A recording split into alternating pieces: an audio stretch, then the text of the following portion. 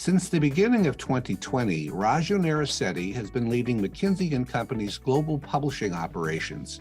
It's a vast editorial group that publishes some of the best thought leadership around and publishes it in the form of online and print articles, podcasts, videos, data visualization, and other formats. Raju and his team are on a path to triple the size of McKinsey's audience over 5 years. I met Raju in person for the first time this November when he and his number 2 person, Lucia Rahili, who is Deputy Publisher and Global Editorial Director at McKinsey, both spoke at our 6th annual Profiting from Thought Leadership Conference.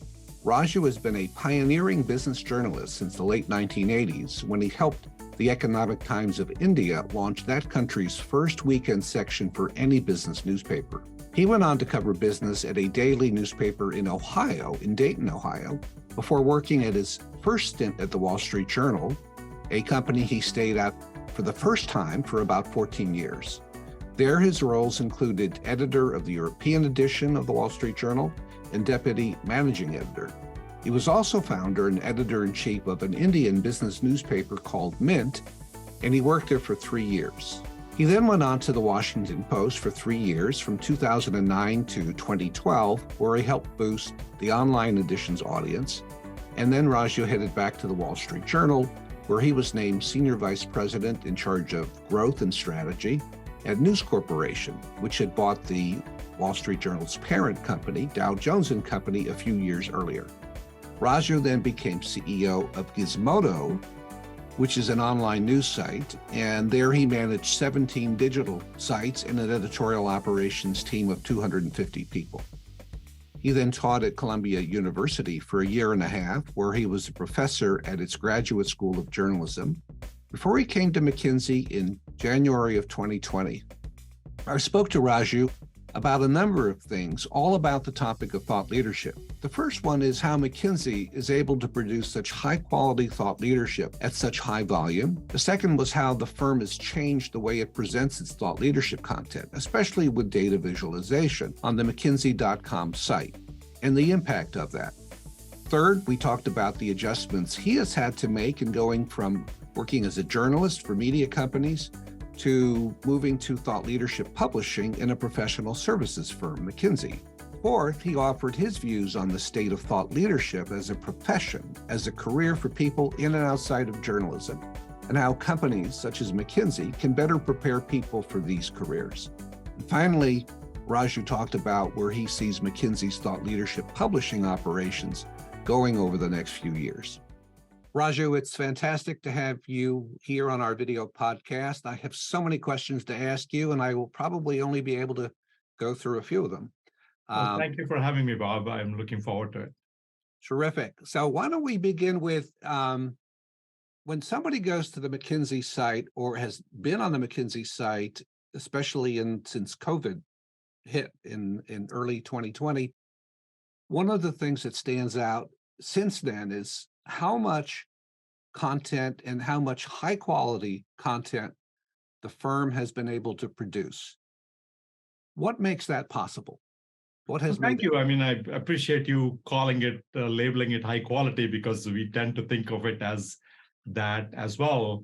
I think there's both the two aspects to it, right? One is just the supply side of things, and one is the demand side of things. Let me take each one. On the supply side, which is creating content, I think there are a couple of reasons why. First of all, McKinsey has been doing it for close to, I would say, about 60 years now. The quarterly began 58 years ago. So they're one of the pioneers, if not the pioneer, of the idea of thought leadership, even though we don't necessarily define it as such. And I think it began with the simple idea that if you have good ideas and insights, and if you put them out there, that's good for business. You don't have to actually kind of, use that as a traditional lead gen, as many people directly do. And so what that meant was that from a supply side, it created this interesting pull, which is how you do at McKinsey, not perhaps when you just join it, but as you move up the ranks to go from a BA to an engagement manager to an associate partner to a partner to a senior partner, a fairly significant part of your measurement of your contribution to the firm is knowledge. Are you actually coming up with good insights and are you kind of putting it out there? So that has created a bit of a built-in incentive for people to think about what lessons can I draw from a range of client service work I have done and kind of elevate that.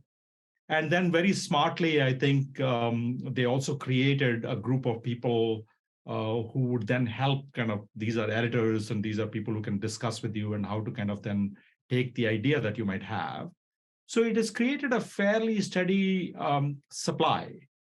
So we are not in a position where we are having to, a lot of companies want to do thought leadership, but they find that the executives are too busy actually doing their day jobs and they don't think of it as their day job. So you have to go beg and kind of cajole them into doing it. It never ever works that way. At McKinsey, we are in a very happy position of like people being measured by their contributions to business knowledge. And as a result, there's a constant stream of like, hey, I want to write about this, or I have an idea. We've done a bunch of client engagements and are able to draw some lessons. Will you help us turn this into an insights article? So the supply side has been fairly taken care of. The demand side has been interesting. When COVID happened, the traditional McKinsey way of engaging with the world, which was like very personal, right? Meeting the CEOs and visiting them and talking about what we can do, pretty much disappeared overnight. And as a result, publishing, which was always good to have as a companion to what McKinsey did on the consulting side, became the only way we could tell the world that we can help them. And I think as a result, the demand for like wanting to put more things out there also soared. And because of the processes that have been in place for a very long time, whether it's around risk and syndication and quality guardrails and all of that, we were able to fairly dramatically increase the output, if you will. We actually, I think the first year of COVID, we almost doubled the number of articles we were publishing with exactly the same team. The quality, I think that aspect of it comes from the recognition that we are not trying to just inform our audiences. I think the whole mission of McKinsey Publishing, I would say, is we're trying to solve problems. So we think of it as this journey from insights to impact.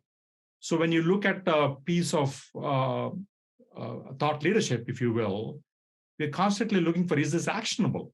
Are there things here that somebody who's reading it can apply to their own situation? What you will rarely find us doing is being prescriptive, right? Telling somebody, this is the way to do it. Oftentimes, most McKinsey content tends to be scenarios, saying, here are 4 or 5 different ways of doing it. And if your particular situation seems to be this, perhaps this scenario is best for you. And leaving it up to the audience to kind of figure that out. I think, Bob, most people don't realize that one of the biggest challenges in thought leadership publishing, especially at a place like McKinsey, is that, first of all, the creation is being done by people who are really, really experts at what they're doing, right? They know this topic very well. They've like done multiple years of work on this. So the challenge there is to kind of sometimes lift them out of the granularity of what they're doing.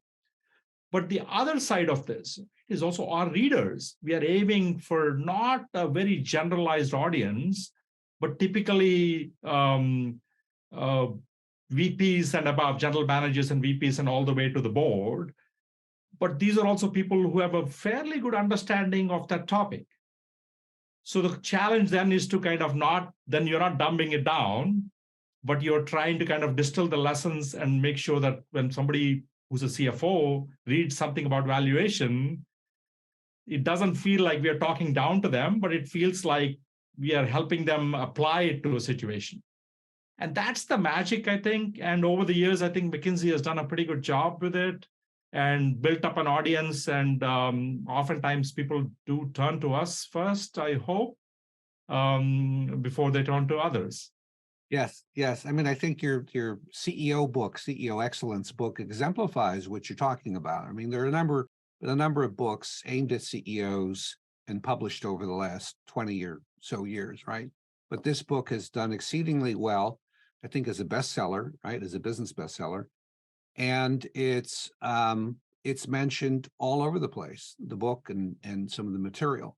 McKinsey's book, CEO Excellence: The Six Mindsets That Distinguish the Best Leaders from the Rest, was authored by three McKinsey partners, Carolyn Dewar, Scott Keller, and Vikram Malhotra. The book hit the market in March of 2022.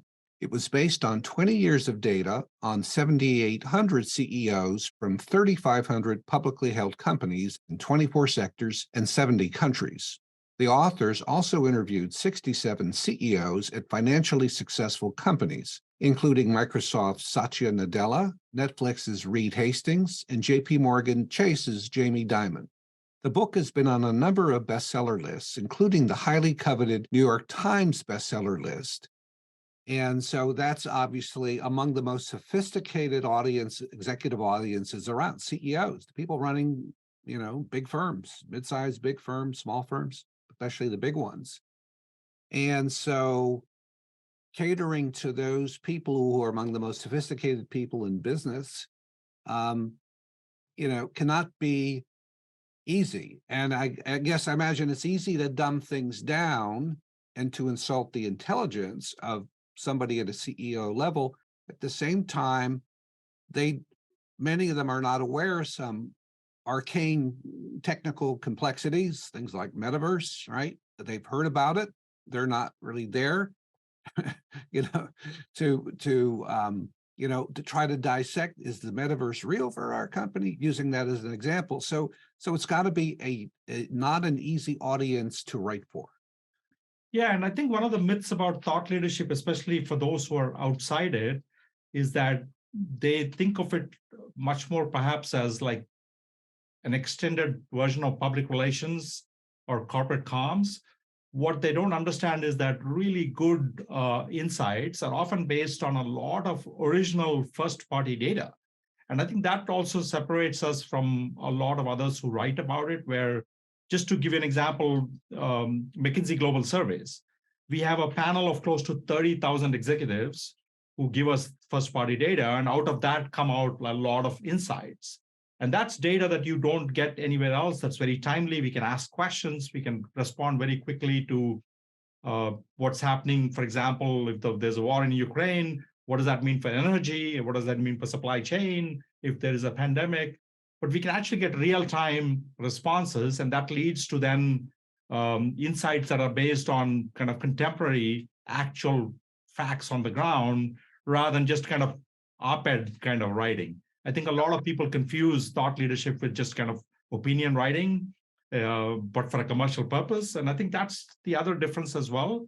I mean, CEO Excellence is a great example. I have it back up there. It's the first book in my role as publisher, published, and it is a bestseller. It made every single New York Times, Wall Street Journal, USA Today, you name it.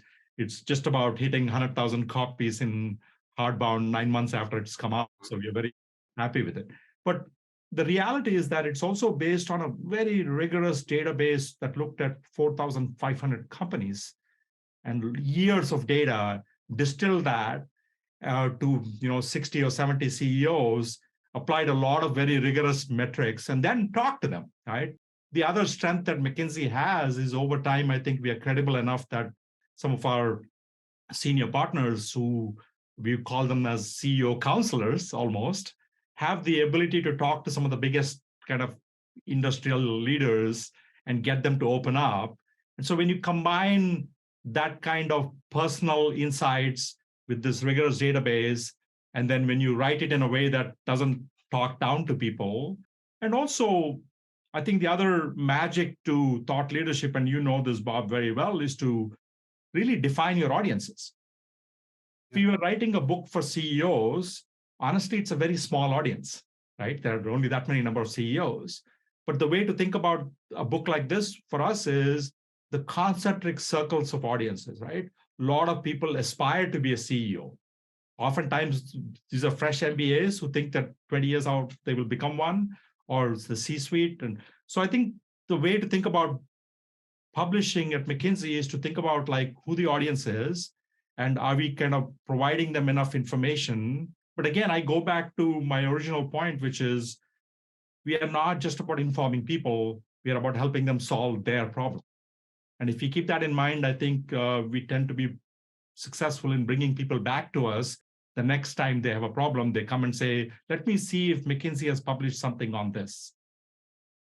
Yes. So CEO excellence, and I don't know, what went into the book. All I see is what, the final product, I guess. I think it would be interesting to know, how long it took to do the research for that book, how to do the analysis, to do the writing, just to give people a sense of, it's not like the authors and perhaps some editorial help sat down over a couple of weeks and churned out this book. Give us a sense for how long that process was. And again, I go back to this idea, we are not here to write books, right? That's not the end intent. It always comes out of years of doing something and saying, hey, we are starting to see some patterns that are repeating themselves. And it seems worth our time, because book writing, as you know, is fairly intense. It takes away significant time of our senior partners. So we have a pretty high bar on what topics might lend themselves to a book, but it always almost comes out of years of the authors actually having worked on it. And in this case, it took about a couple of years from the time. So it began with a McKinsey quarterly article, actually. And one of the big interesting things about us is that we are putting a lot of energy into saying, how is our content actually doing? And learning lessons from that, right? So this article was a hit, if you will, several 100,000 reads. And that gave us a sense that there is clearly appetite for this. And we had a database, we had a lot of expertise. And then 3 of the authors said, we can make the time and let's kind of see if we can come up with 10 or 12 chapters, and what would those be? Would they convey different things? And it took about, from the time they first engaged, they reached out to me. By the time the book came out, was about almost 2 years, but some of that has to do with the book publishing industry.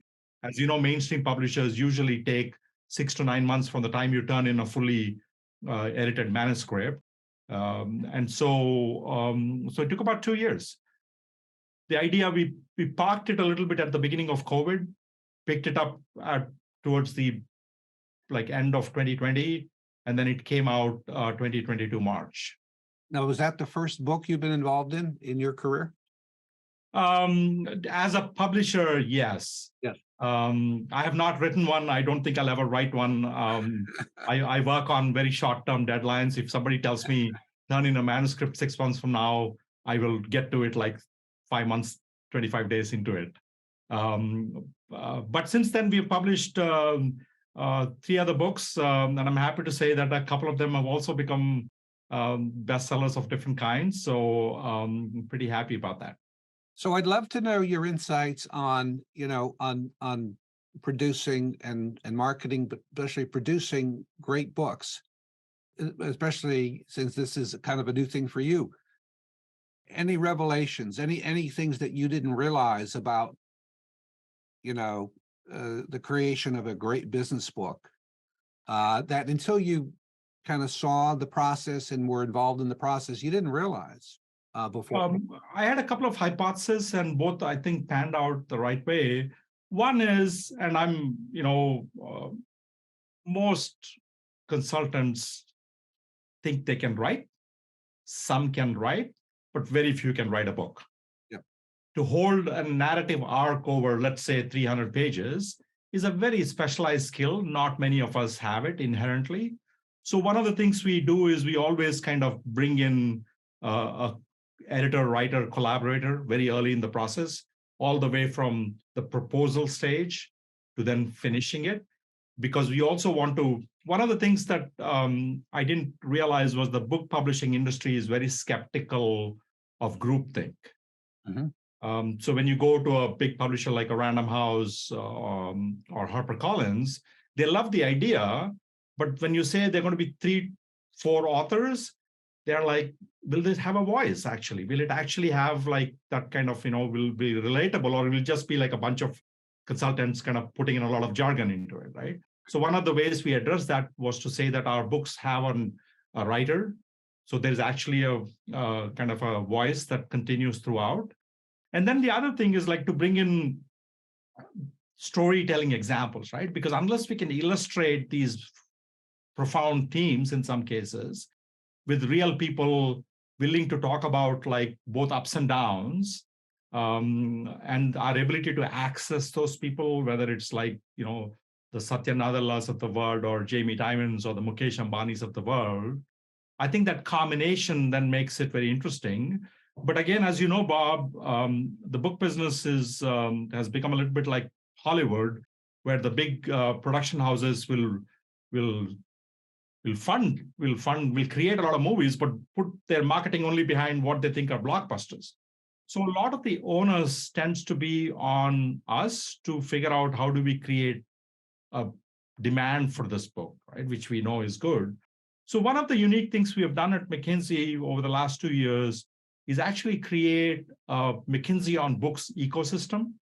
By that, I mean, we have created a series called Author Talks, where once a week now, we talk to an author of a new business book, nothing to do with McKinsey. I find McKinsey on Books to be very inventive and pretty unique in thought leadership. What it signifies to me is that McKinsey is serious about business books, and it should be. It is where the mega hit of the 1980s, In Search of Excellence by Tom Peters and Bob Waterman, came from. As Raju told me, McKinsey started this McKinsey on Books 2 years ago, having noticed that book promotion has gotten more difficult. Book publishers don't put much marketing muscle behind business books. They reserve it for their tried and true blockbuster authors of the past. And the book review pages of newspapers and magazines have been dwindling as well. According to an article by Stephen Mintz, a history professor at the University of Texas, Austin, this September in a trade magazine for colleges and universities called Inside Higher Ed, the book review sections of several major newspapers are gone, including the Chicago Tribune, the Los Angeles Times, and the Washington Post. The New York Times book review section is the last one that is solely for book reviews. So if you look at McKinsey on Books, they have video interviews of their discussions with 129 business book authors to date, ranging from former Pepsi CEO Indra Nooyi and Fortune magazine writer Peter Gumbel to University of Toronto strategy professor Roger Martin and Marcus Buckingham. Because we felt like there was a gap where our audience likes business books, doesn't have the time to obviously read every single business book. And increasingly, there's not a lot of places where you can read book reviews anymore, right? They've become very few. Sure, there are lots of podcasts with authors, but that requires a fairly significant time commitment. So what we came up with was like 5 questions. We talked to the author about the book, and we've done it now for 2 years. We've done about 120 of them.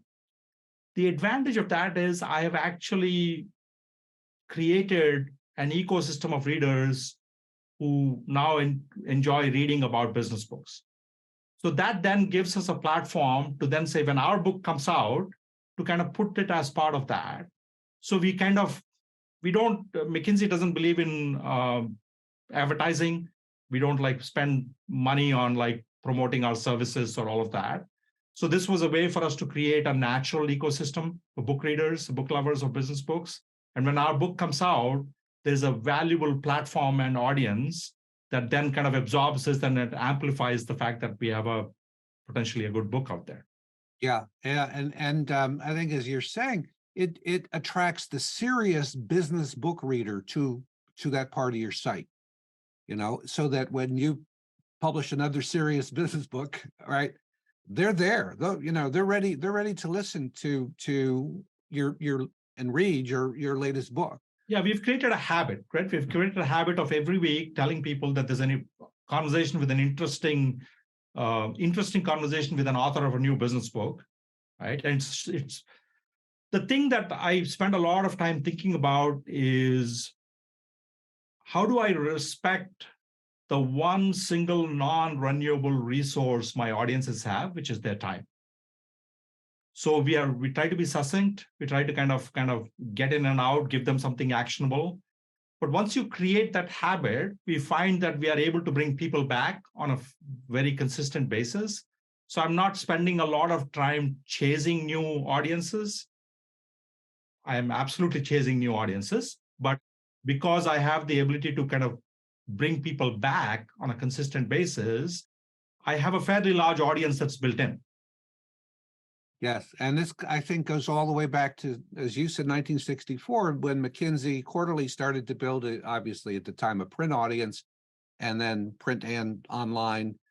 And as I remember, at one time, you could only get McKinsey Quarterly, the print version, if a McKinsey partner said, "We'll send it to you." It is still a very it's not an elite list, but it's still a very tightly controlled list of people who get it, mostly C-suite. And we are also very conscious of the amount of footprint we want to, our carbon footprint and all of that.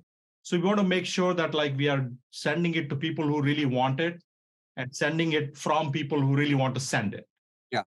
There's no point in sending 25 copies to an office and they're just lying around at reception. So we're very careful about that. And if anything, I think we are increasingly trying to shift that audience to a much more of a digital audience, because I think all of us need to do what we can for the planet. So in that sense, we are doing that. So it is a fairly controlled list of people who can get it. There's a bit of a attraction in saying that money can't buy it, right? You can't literally buy the McKinsey Quarterly.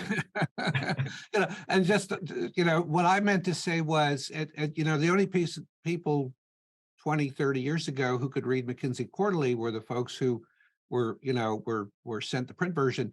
What I meant to say was, but the online version opens up that content to anybody who goes on McKinsey.com. Individual articles are available online. But as you know, part of the mystique and part of the magic of a magazine is, first of all, the serendipitous curation of a set of things, right?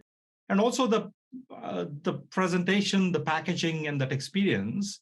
And again, that's an area where in the last 2-3 years in particular, we have spent a lot of energy in McKinsey thinking about it. And the reason for that is fairly simple. I think there was a time when being a first mover was a bit of a lasting advantage. By that, I mean, if you're the one who wrote for the first time about a topic and nobody else did, that was a fairly sustainable time advantage.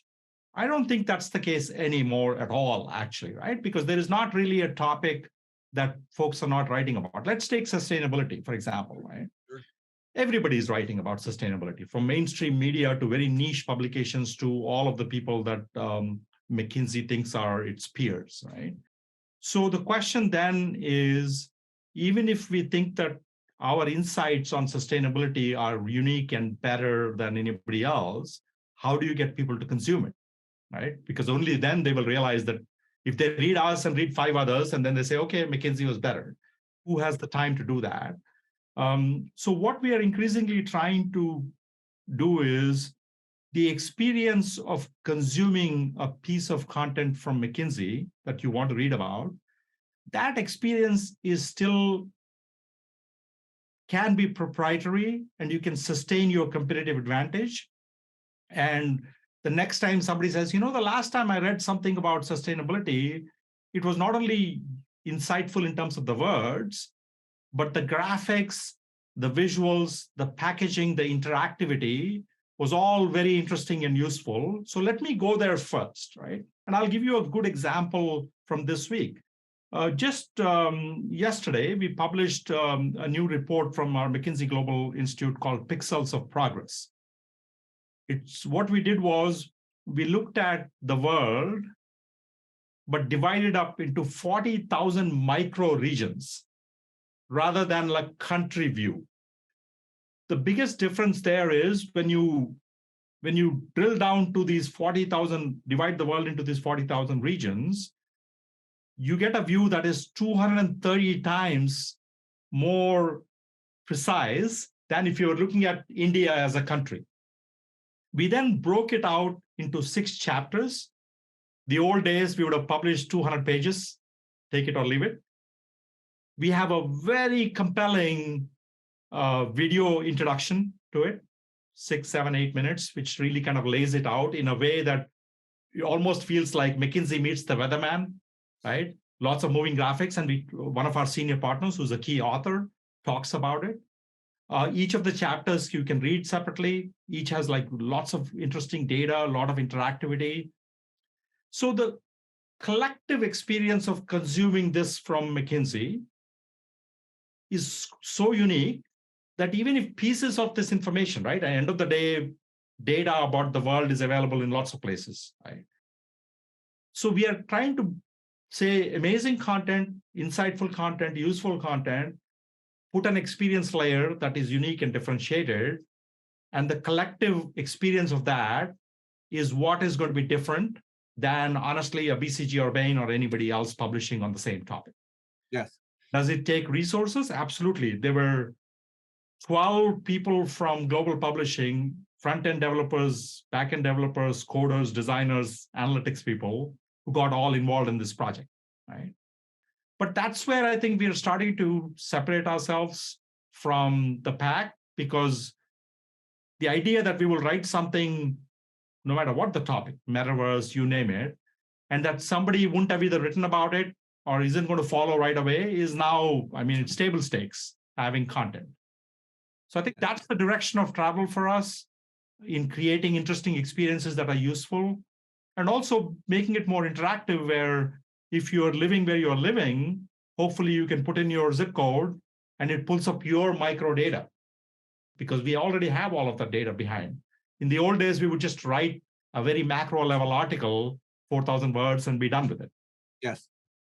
Well, this is kind of a whole new world that I think has really blossomed since, you arrived in early 2020. You got there, what, January 2020, I think it was? Yeah, I'd like to say COVID and I came to McKinsey together. I love the story you told at our conference in which when COVID was really hitting, you put the pause button on publishing, and I guess some partners at McKinsey didn't like that. Well, I mean, it was a collective decision in part because I think if we treated the pandemic as business as usual and came out with the normal articles that McKinsey would come out with, right? I think it would have been very easy to misconstrue that and say that these guys they only care about business. So we paused and said, what is of value to the world right now? And we came up with 2 framings. One was this idea that saving lives and livelihoods is the imperative, right? And that was a very senior level discussion. And that framing then allowed us to write about both like issues about business, because end of the day, livelihoods matters, right? But also write a lot about the pandemic and what's happening with COVID. We created a COVID response center, a very unique micro environment on our website, a lot of actionable things, a lot of databases on what's happening with COVID. So that framing, and then the second framing was this idea that whatever comes out of it is not going to be going back to something, but it's going to be the next normal.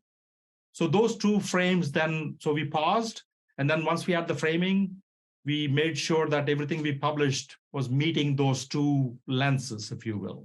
Yeah, it's fascinating, because one of the things I remember from that time, and it's interesting what people remember, but one of the things I remembered were the videos that you did of people talking about how COVID had, obviously in most cases, really altered in a bad way their lives.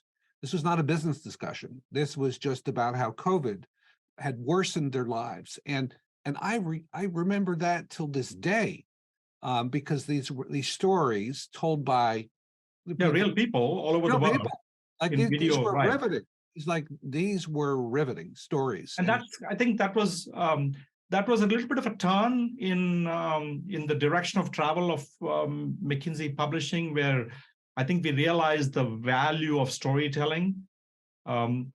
Like all thought leadership, Bob, and you know this, we operate under very significant constraints of not being able to talk about clients, not being able to name names, right?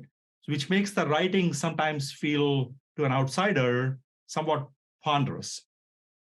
But what a lot of people don't realize is that if I were in my old job at the Wall Street Journal or the Washington Post, and if I were writing an article about something new that was happening in e-commerce, I could simply say, like Amazon, and most audience will get what I'm saying.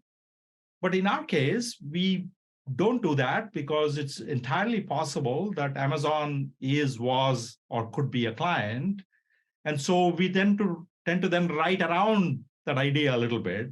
So it sometimes feels like we use dollar words for penny ideas, right? So this is another way for us to say that while protecting the syndication risk and the complexities of all that confidentiality, if we can create better experiences with McKinsey content, that then overcomes the fact that the writing tends to be somewhat serious. Yes, yes. And to address the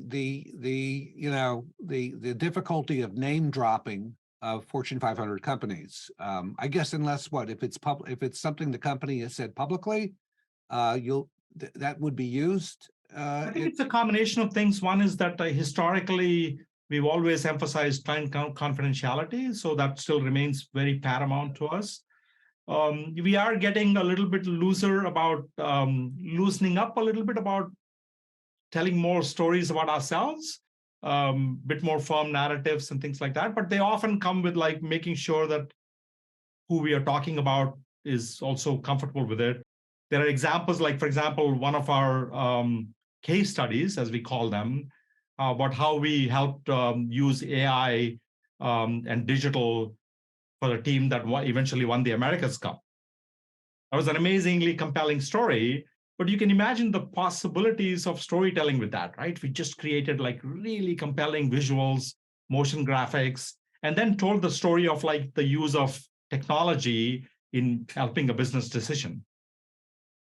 Fascinating. So I'm going to skip to the fifth question on my list, and then I would love to get your views on, your shift from the media to the world of professional services. But the fifth question is about how do you see McKinsey's thought publishing operations, both the content creation and the experience, changing over the next few years? I think it's not going to substantially change from what I talked about, where the value proposition is still insights to impact, that you will read something from us or you will experience something from us and feel like I can actually apply this to my problem. And we will continue to remain non-prescriptive because we understand that you know what your problem is and we can provide different solutions. I think where you will see us do more is not just talking about existing problems, but getting ahead of it, right? In kind of saying, what does 2030 or 2050 look like? And where do we think things are headed? And what can you do about it? So that's going to be, I think, more forward-looking stuff for sure. Clearly, a lot more emphasis on storytelling, narrative, and making sure that it's engaging. Because again, at the end of the day, the only thing I'm competing for with everybody else, I'm not competing with BCG and Bain and, I am, but I'm not. What I'm really competing for is the one single non-renewable resource you have, Bob, which is your time. If I can get 5 more minutes of your time, right, then it's a win for me, right? And how do I get that? So I'm spending a lot of time thinking about that. The other area, I think, where we are increasingly connecting the dots a bit more is around this idea that who's reading us, right? I mean, publishing is the top of the funnel, if you will. We bring a lot of audiences to all things McKinsey. But we're also kind of wanting to make sure that we are connecting that with like our internal databases, who's reading us, and are we providing them value, and are we providing them a 360 view of it, right? Because I don't want to spam you if I don't know who you are. So I want to get to know who you are a little bit more so that I can respect your time and personalize it for you. So I think you'll see more personalization come in as well.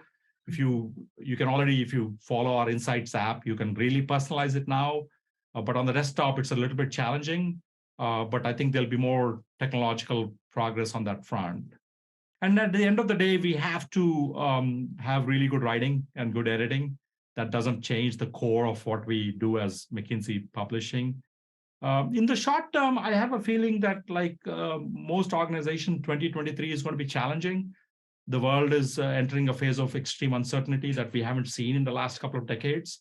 And I think we all have to make sure that there is, first of all, significant ROI to what we do, but get smarter at how we do what we do, manage both the demand and supply side of things. So I think in the short term, it'll be much more kind of making sure are we being efficient and are we kind of doing all the right things for our audiences. But there's a saying that we are using increasingly at McKinsey, which is that, and this comes from a Brazilian Formula One driver, Ayrton Senna, who kind of says that you can't pass 15 cars in summer sunny weather, but you can pass pretty much all of them when it's raining. So I think next year is going to be rainy, right? The recession, the ongoing war in Europe, the energy crisis, a lot of questions around where is globalization going. So it is cloudy in parts of the world. It is going to be raining. We don't intend to not just sit back, but we want to help our clients pass their competition. But along the way, we want also to kind of make sure that we are passing our competition too. Not that in publishing, there are many areas where we are behind, but we want to maintain the lead. Yeah, I love that. So now a question, projecting your skill needs within publishing and experience within McKinsey. And looking, because for I think a year and a half, you taught at Columbia in the School of Journalism.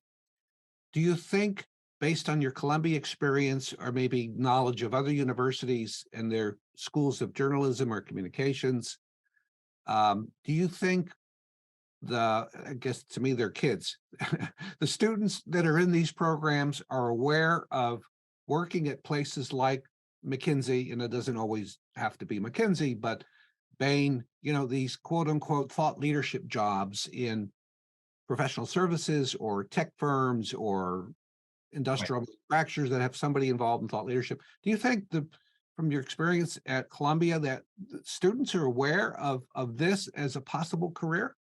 It's not a challenge with the students, honestly. I think it's a problem with the faculty. I don't think that the educators fully understand what we do, because at this end of the spectrum is pure news, right? Covering news, being in a newsroom and all of that. So that comes with its own guardrails and, values and ethics and all of that. And at the other end, as you know, the so-called deep dark side is PR.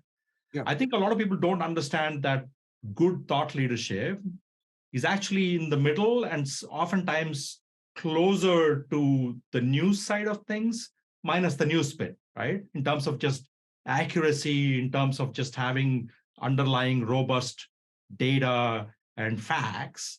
And I think there is that myth that most thought leadership is just commercial. All it's doing is trying to sell things, right? I often tell people, have you read a McKinsey article? Because if you read one and show me where McKinsey is even mentioned in it, then I would want to have a discussion with you, right? So I think we haven't done a good job of talking about it in those settings. But honestly, we haven't had to, because the news industry has been in such turmoil for the last 15, 20 years that our ability to find talented editors and all of those folks has been pretty high, right? If I post a job for a senior editor, I get 500 applications, a lot of them with 10 to 20 years of hardcore media experience. But it has also meant that I think most of our staffing has tended to be older, often people who see it as a post-journalism career, which is not bad because we do need those specialists. What we have done is we have created in the last 3 years a robust internship program, oftentimes not to bring in editors fresh off the college graduation, because I do think for our kind of writing, and you know this well, you do need subject matter expertise, right? And you need to understand that you're writing for a sophisticated audience. So perhaps that does come with years of some content journalism background. But where I'm finding a lot of need is video, podcasts, audience development, insights, email, right? And that's where I think younger people with more digital talent are there and are not thinking about us as the right places to go. And I think the onus is on us to show them that you can still do honest, good, impactful content. It's not news, but it is equally satisfying. And we need good storytellers, right? That's what journalism needs as well. So I think the onus is on us to kind of engage with more of the journalism schools. Some schools like Northwestern, which have thought of their school as like a more of a broader school, are much more open to it. Columbia is going to be impossible because Columbia thinks of itself as a 9-month journalism master's finishing program. So for them, I think it's like we are not going to be the sweet spot ever. But I think the faculty there could better understand that there is some really good work going on. And honestly, there are lots of examples. I did a series the last 2 years where we've learned a lot of lessons that we are applying now called McKinsey for Kids. I will stack that up against the best of the New York Times, Wall Street Journal interactive things, because from an engagement point of view. I think that's the opportunity for us to kind of show them that we are doing great work. And if at the end of the day, you want to be a good storyteller with like multimedia skills, you could very much do that at a McKinsey. Yeah. Raju, you mentioned all the, journalists or ex-journalists who apply for jobs at McKinsey. And I've seen this over 35 years. And, you made the transition from working in business journalism to working at McKinsey for a large professional services firm in thought leadership. What is your advice for these business journalists or other journalists who are applying or thinking of applying, if they get a job with you guys or at Bain or at PwC or Salesforce to do the kind of work that you guys do here in thought leadership, what's your biggest advice for them about the transition that they will have to make and what they're going to have to do to enjoy their jobs and do it well?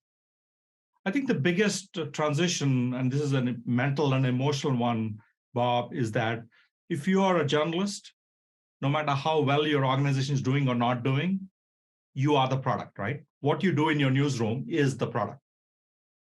You have to recognize that when you come into roles like the roles I'm in, right, I'm equally valuable, but I'm in support of the main product, which is consulting, right?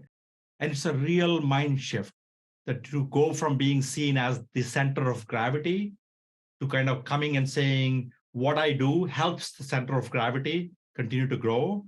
And honestly, it's tough adjustment.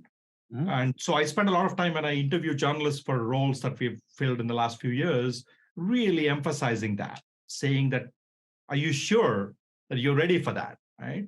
Because you do find that you bring a lot of value, and we are professionalizing our firm functions like anybody else's in a very meaningful way, bringing in some really great talent.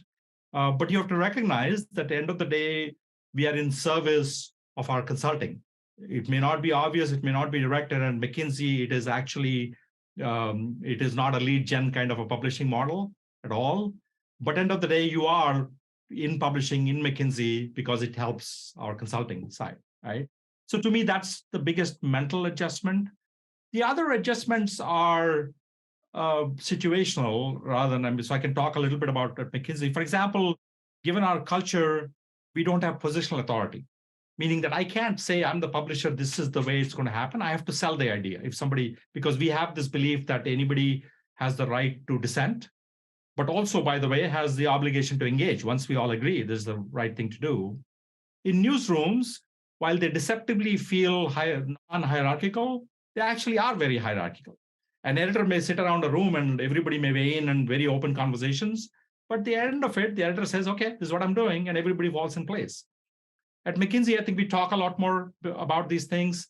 So, but the advantage is you could be like me, I could be a newcomer with no history of McKinsey, but if I have a good idea, people will say, yeah, that sounds good, let's do it, right? So there's both advantage and disadvantage. So you shouldn't, again, I think coming in and being humble enough to know that you bring a lot to the table, but you also can learn a lot, I think. And then finally, for me personally, the biggest interesting thing has been, I I didn't realize it right away, but I never think about monetizing the individual reader. In journalism, you spend so much time because you focus a lot on kind of how do I get this person to subscribe, or how do I get this person to stay on the site so that I can show them a lot more ads, right? Which is why when I came here, I said, we're not going to measure time spent, because time spent is a completely irrelevant thing, because you could game it, right? If your site is very hard to read, go through and find things, people are spending a lot of time on your site, but that's not the valuable way of thinking about it. So the way we measure is that, has somebody gone at least a third into the article before we say that's a real read? So I think different ways of measuring it, because I'm not monetizing you as a reader. So that makes a big difference. So what would be your advice? So I asked you about the transition that a journalist would have to make to go to a company like McKinsey or PwC Bain. On the McKinsey side of things, what would be your advice for people like you and other professional services firm that have a thought leadership function or are thinking of creating one and bringing journalists, among others, in to help with content? What would be your advice for the people who run those thought leadership groups in these companies about the care and feeding and nurturing of these ex-journalists who are being brought into the firm? And as you say, they're kind of not they're not at the center of the universe. They're helping the center of the universe, right? And that's a big transition. Yeah, and I'm not saying we do a great job of it. It's a work in progress, but the onboarding and pairing them with people who were seasoned journalists and are now have been at McKinsey for a long time and who kind of get the system is very critical, the one-on-one pairing, because oftentimes in your first many months at McKinsey, if you're a new journalist who has come in, you should get used to your copy being what's called top edited, meaning it'll come back to you completely redlined by an executive editor in my team. And if you take that as a personal failure, you're going to struggle.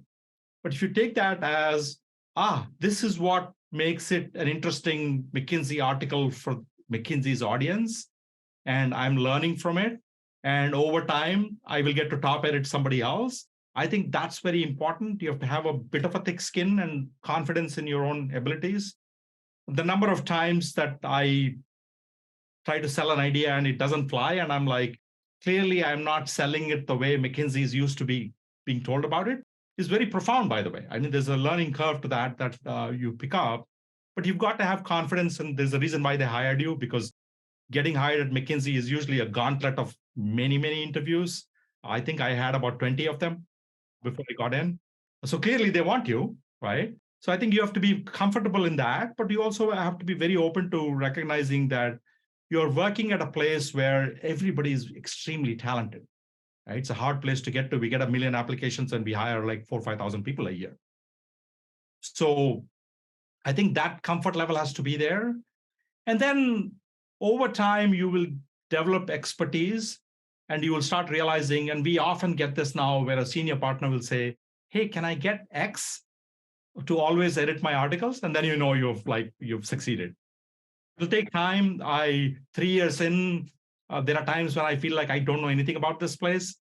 But it's also good though, right? You want to have that sense of like you're still learning all the time. Yeah. Raju, we'll wrap this up. I could go on and ask you questions for a couple of hours easily, but I know I can't. So thank you so much for being on our video and podcast. And we will be talking soon, and hopefully very soon again for another episode. Thank you so much for your wisdom. Thank you, Bob. I appreciate you having me. Ever since the late 1980s, when I began watching how McKinsey approached thought leadership, I've been highly impressed by what they've done. This includes their McKinsey Quarterly Management Journal, their move to make that journal a digital publication, the many successful books that McKinsey has published, going way back to In Search of Excellence, their research think tank, the McKinsey Global Institute, and more recently, their data visualization activities. In my discussion with Raju Narisetty this month, I was especially interested to learn about the importance that McKinsey attaches to the digital experience in viewing its thought leadership content.